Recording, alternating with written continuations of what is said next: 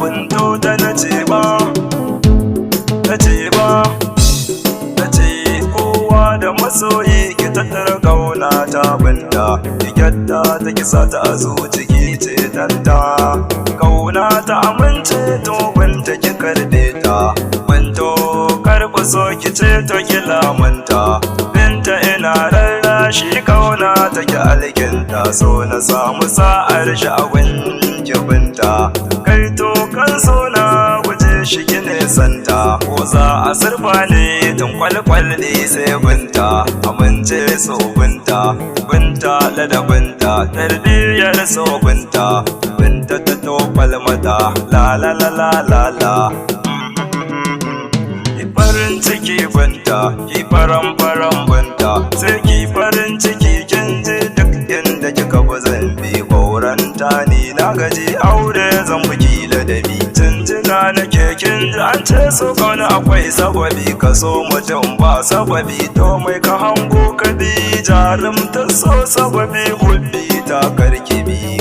bugo ka hasani bi addu'ar sa dibi duk makiyin ya annabi rusa shirinsa ya rabi abin al'ajabi dan akuya da kai biyu binto to ni ɗalibi karantan kauna zambi binto ta masoyiya ta fitilar idaniya ta matashi yayi mun gata kauna ta yi faɗaɗa ta macen sai yayi mun gata binto to gimbiya ta kauna ta ki sarrafa ta rushin kike yanta ta duniya ta yi daɗi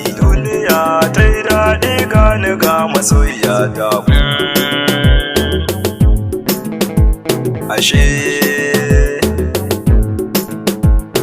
duniya ta yi daɗi walwala soyayya binta mai daɗi da sanyayyen murya ƙaunar ki ta yi faɗi a farfajiyar zuciya ta